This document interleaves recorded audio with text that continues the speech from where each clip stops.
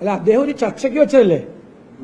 അല്ല, അത് ഞങ്ങൾ എല്ലാവരുമായിട്ട് ആലോചിച്ചിട്ട് അഭിപ്രായം പറയും. അത് വിദ്യാഭ്യാസ മന്ത്രി ചർച്ചയ്ക്ക് വെച്ചതിലൊന്നും ഒരു തെറ്റില്ല. അധ്യാപക സംഘടനകൾ അവർ അഭിപ്രായം പറഞ്ഞു, മാറ്റരുത്, ചൂട് കാലമാണ് ഏപ്രിൽ മെയ്, ഈ ചൂടത്ത് കുടിവെള്ളക്ഷാമം ഉണ്ടാകുന്ന സമയമാണ്, കനത്ത ചൂടാണ്. ആ കനത്ത ചൂടായതുകൊണ്ടാണ് ആ സമയത്ത് വെക്കേഷൻ കൊടുക്കുന്നത്. ഇപ്പോ ദുബായിൽ വെക്കേഷനാണ്, എന്താ പറയുക, ദുബായിൽ UAE വെക്കേഷൻ, കുട്ടികൾക്ക് വെക്കേഷൻ. കാരണം 55 ഡിഗ്രിയാണ് ചൂട്. ഇപ്പോൾ വെക്കേഷൻ കൊടുത്തിരിക്കുകയാണ്. അപ്പൊ പല സംസ്ഥാനങ്ങളിലും. പക്ഷെ വിദ്യാഭ്യാസ മന്ത്രി ഒരു ചർച്ചയ്ക്ക് അത് വെച്ചു എന്നൊന്നും തെറ്റൊന്നുമല്ല. അദ്ദേഹം വിചാരിച്ചത് കാരണം 60 ദിവസത്തിൽ ഒരുപാട് ദിവസം അവധി കൊടുക്കേണ്ടി വന്നു. ഇത് കുട്ടികൾക്ക് അല്ലേ, കുട്ടികൾക്ക് അവധി കൊടുക്കേണ്ടി വന്നു. കനത്ത മഴയായതുകൊണ്ട്. അങ്ങനെ അവധിയുള്ളതുകൊണ്ട് ക്ലാസ് നടക്കാൻ പറ്റാത്തതുകൊണ്ട് ഈ സമയം അവധി കൊടുത്താൽ പോലെ എന്നാണ്. പക്ഷെ ഒരുപാട് കാര്യങ്ങൾ ആലോചിക്കണം. ചർച്ച ചെയ്തോട്ടെ, ചർച്ച ചെയ്യട്ടെ, തീരുമാനമൊന്നും എടുക്കരുത്. ചർച്ച ചെയ്യാൻ ഒരു വിദ്യാഭ്യാസ മന്ത്രി ഒരു ഓപ്പൺ ഡിസ്കഷനിൽ ഒരു കാര്യം വെക്കുന്നതിന് ഞാൻ എതിർക്കില്ല. ശരിയായാലും തെറ്റായാലും ചർച്ച ചെയ്യട്ടെ, അത് നല്ലൊരു കാര്യമാണ്. ഒരു തീരുമാനം എടുത്തിട്ട് അദ്ദേഹം പ്രഖ്യാപിക്കുകയല്ലല്ലോ ചെയ്തത്, അദ്ദേഹം ഒരു പൊതു ചർച്ചയ്ക്ക് വെക്കുകയല്ലേ ചെയ്ത്. നമ്മളെല്ലാത്തിലൊന്നും കയറി അങ്ങനെ എതിർക്കില്ല. അതിൽ ഞങ്ങൾക്കുള്ള അഭിപ്രായം ഞങ്ങൾ പറയും. അഭിപ്രായം ഞങ്ങൾ എല്ലാവരുമായിട്ടൊന്ന് ചർച്ച ചെയ്തിട്ട് പറയും. പല വശങ്ങളുണ്ട് അതിനകത്ത്. ഈ ചൂടിന്റെ വിഷയമുണ്ട്, അങ്ങനെ ഈ മഴക്കാലത്ത് വെക്കേഷൻ കിട്ടിയതുകൊണ്ട് കുട്ടികൾക്കൊന്ന് കളിക്കാൻ പറ്റുമെന്നുള്ള പ്രശ്നമുണ്ട്. ഒരുപാട് കാര്യങ്ങൾ കുട്ടികൾക്കൊരു എല്ലാവരും കൂടി ഒരു അവധിയും എല്ലാം കൂടിയല്ലേ. എല്ലാ വിവിധ വശങ്ങൾ, ശാരീരികവും മാനസികവും കാലാവസ്ഥപരവുമായ കാരണങ്ങളെല്ലാം ആലോചിച്ചിട്ട് ഒരു തീരുമാനത്തിൽ എടുക്കാൻ പറ്റുള്ളൂ. പക്ഷെ ഇതൊരു നല്ല സ്റ്റെപ്പാണ് ഒരു ചർച്ചയ്ക്ക് വെച്ചത്.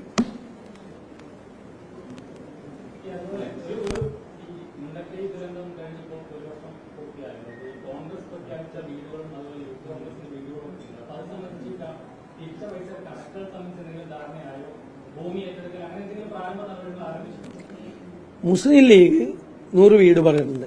ആ 100 വീടിന്റെ സ്ഥലം ഏറ്റെടുത്തിട്ടുണ്ട്. അവരുടെ നിർമ്മാണ പ്രവർത്തനം ആരംഭിക്കും. ഇത് വൈകാൻ കാര്യം സർക്കാരാണ്. കാരണം ഞങ്ങൾ സർക്കാരുമായിട്ട് സഹകരിച്ച് ചെയ്യാമെന്നുള്ള വിവിധ ചർച്ചകൾ നടത്തി. 8-9 മാസം കഴിഞ്ഞപ്പോഴാണ് സർക്കാർ ഏകപക്ഷീയമായ ഒരു പരിപാടി അടിച്ചേൽപ്പിച്ചത്. അതിനോട് യോജിക്കാൻ ഞങ്ങൾ തയ്യാറല്ലെന്ന് ഞാനും പ്രതിപക്ഷ ഉപനേതാവും മുഖ്യമന്ത്രിയെ അറിയിച്ചു. അത് കഴിഞ്ഞാണ് ഞങ്ങൾ രണ്ടു കൂട്ടരും സ്ഥലം അന്വേഷിച്ചു പോയത്. കോൺഗ്രസിന്റെ സ്ഥലം എടുക്കുന്ന, കാരണം നിയമപരമായ പ്രശ്നങ്ങളുണ്ട്. ഗവൺമെന്റ് പോലും സ്ഥലം ഏറ്റെടുക്കാൻ വേണ്ടിയിട്ട് 8-9 മാസം 10 മാസം ഏറ്റെടുത്തു.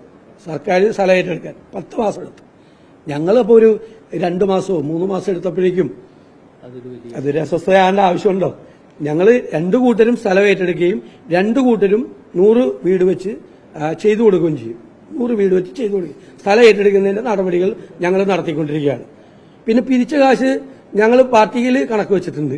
എന്റെയും KPCC പ്രസിഡന്റിന്റെയും ജോയിന്റ് അക്കൌണ്ടിലാണ് പൈസ വന്നിരിക്കുന്നത്. അതിൽ നിന്ന് 1 രൂപ പോലും അതിൽ നിന്ന് ആരും എടുത്തിട്ടില്ല. യൂത്ത് കോൺഗ്രസിന്റെ അക്കൌണ്ട് യൂത്ത് കോൺഗ്രസിന്റെ അക്കൌണ്ടിൽ നിന്നാണ്. ആ യൂത്ത് കോൺഗ്രസിന്റെ അക്കൌണ്ടിൽ ഇത് വന്നു തുടങ്ങിയ അന്ന് മുതൽ 1 രൂപ പോലും വിഡ്രോ ചെയ്തിട്ടില്ല. അതാണ്. പിന്നെ സർക്കാരിനൊരു കണക്കുണ്ട് 742 കോടി രൂപ. അതെന്തേ ഒന്നും ചെയ്യാത്തത്? റെന്റ് അവിടെ കൊടുക്കുന്നില്ല ആളുകൾക്ക്. ഗുരുതരമായ രോഗം ബാധിച്ചവർക്ക് സഹായം നൽകുന്നില്ല. ആവശ്യമായ ഒരു സഹായവും ഗവൺമെന്റ് ചെയ്യുന്നില്ല. 400 കുടുംബങ്ങളാണ് ആകെയുള്ളത്. ആ 400 പേരുടെ ലിസ്റ്റ് എടുക്കാൻ 10 മാസം പിടിച്ച സർക്കാരാണ്. 10 മാസം എടുത്ത്. 2018 5 പഞ്ചായത്ത് മുഴുവൻ മുങ്ങിപ്പോയതാണ് എന്റെ നിയോജകമണ്ഡലത്തിൽ. 5 പഞ്ചായത്ത് 9000 വിദ്യാർത്ഥികൾ തന്നെ വിക്ടിംസ് ആയിട്ടുണ്ടായിരുന്നു. ഞങ്ങൾ എടുത്തത് 10 ദിവസമാണ്. 10 ദിവസം വീട് തന്നെ 2000 വീടുകൾ പൂർണ്ണമായി തകർന്നതുണ്ടായിരുന്നു. ഇവിടെ 400 വീടാണ് തകർന്നത്. എന്റെ നിയോജകമണ്ഡലത്തിൽ മാത്രം 2000 വീട് പൂർണ്ണമായി തകർന്നതും 3000-ലധികം വീടുകൾ ഭാഗികമായി തകർന്നതുണ്ടായിരുന്നു. കൃഷി നശിച്ചതുണ്ടായിരുന്നു. വ്യാപാര സ്ഥാപനങ്ങൾ 1600 വ്യാപാര സ്ഥാപനങ്ങളിൽ വെള്ളം കയറിയായിരുന്നു. ഞങ്ങള് ഇത് 10 ദിവസം കൊണ്ടാണ് ഞാൻ എന്റെ നിയോജകമണ്ഡലത്തിൽ കണക്കെടുത്തത്. 400 വീട് തകർന്നിട്ട് അതിന്റെ അവസാനം 10 മാസം കഴിഞ്ഞിട്ട് തയ്യാറാക്കിയ ലിസ്റ്റ് പോലും തെറ്റായിരുന്നു. അതിന് പോലും കഴിവില്ലാത്തൊരു സർക്കാരാണ്. ഒന്നാം വാർഷികമായി ആകെ ഇത്രയും പേരേ ഉള്ളൂ വിക്ടിംസ്. 3 പഞ്ചായത്ത് വാർഡാണ്. 3 പഞ്ചായത്ത് വാർഡിൽ നടന്ന സംഭവത്തിലെ അതിന്റെ വിക്ടിംസിന്റെ ലിസ്റ്റ് തയ്യാറാക്കാൻ പറ്റാത്ത ഇൻഎഫിഷ്യന്റ് ഗവൺമെന്റ്, കഴിവില്ലാത്ത സർക്കാരാണ്.